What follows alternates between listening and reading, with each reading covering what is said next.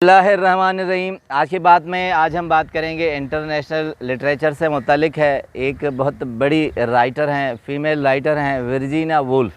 Virginia wolf Europe की बहुत मानी हुई राइटर मानी जाती हैं। इंग्लैंड की हैं। इंग्लैंड के बहुत हल्के में, अदबी हल्कों में उन्हें बहुत माना जाता था। 1882 में उनकी पैदाइश है। 1941 में इस दुनिया से चली गई।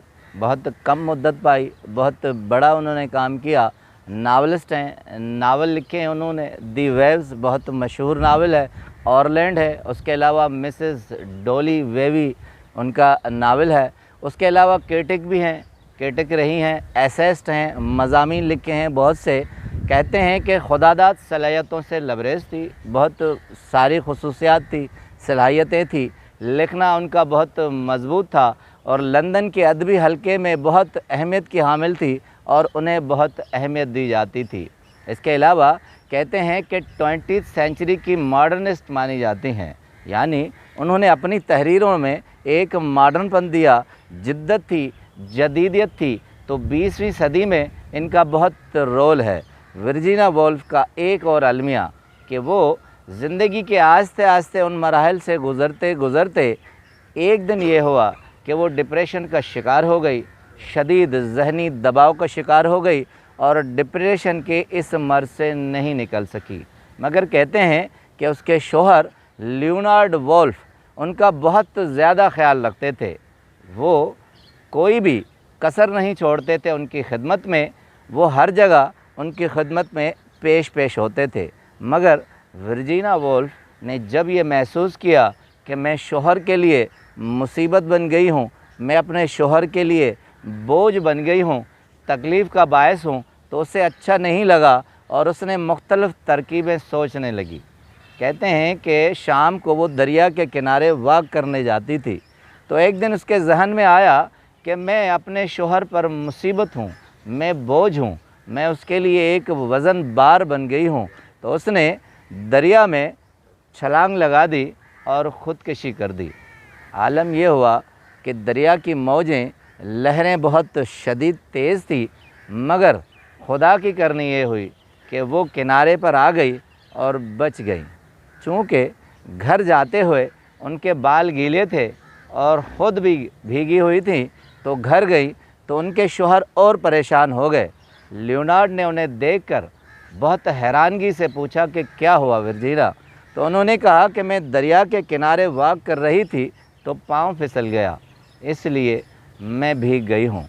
अब कहते हैं कि लियोनार्ड उसके शौहर को बहुत और ज़्यादा तकलीफ़ हुई और वो उसका और ज़्यादा ख्याल रखने लगा।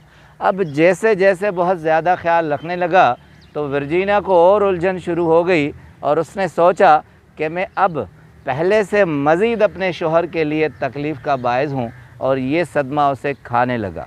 तो एक दिन कहते हैं कि वर्जीनिया वुल्फ़ ने ओवरकोट पहना और उसमें बहुत से पत्थर डाले जेबों में और भारी बरकन ओवरकोट के साथ वो उसी दरिया के किनारे गई और वॉक करते हुए ख़ुदकशी के इरादे से दरिया में छलांग लगा दी और दुनिया से चली गई।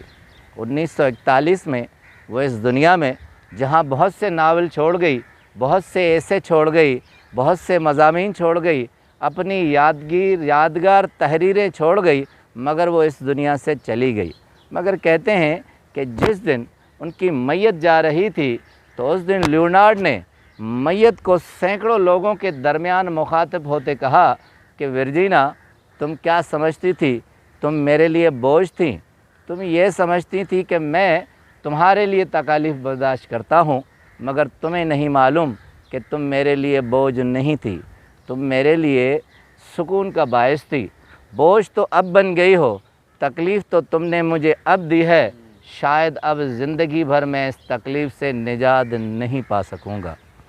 गोएटे जर्मन राइटर हैं, उनकी एक कोटेशन है। वो कहते हैं कि आप दुनिया में लोगों के लिए जीना सीखें। आप दुनिया में अगर मरना सीखेंगे तो आपके पीछे दूसरे लोग भी मर जाएंगे। हम ज़िंदगी में अक्सर ये सोचते हैं, रोज़गार का मामला हो, मईशत का मामला हो या मोहब्बत का मामला हो, हम समझते हैं कि अगर इस दुनिया से हम चले जाएंगे तो उनकी तकालीफ़ दूर हो जाएंगी, मगर मामला ये होता है कि उनकी तकालीफ़ दूर नहीं होती, उनकी तकालीफ़ बढ़ जाती हैं। हम अगर दूसरों को जीना सिखलाने के लिए जिएं तो वो जी सकते हैं। ये कोई भी हल नहीं है कि हम इस दुनिया से चले जाएं और वो सुखी ज़िंदगी गुजारें। इसलिए गोएटे के इस कॉल के साथ कि दूसरों के लिए जीना सीखें, मरना नहीं सीखें। आपके मरने से कभी भी मसाइल हल नहीं हो सकते। आपका बहुत बहुत शुक्रिया।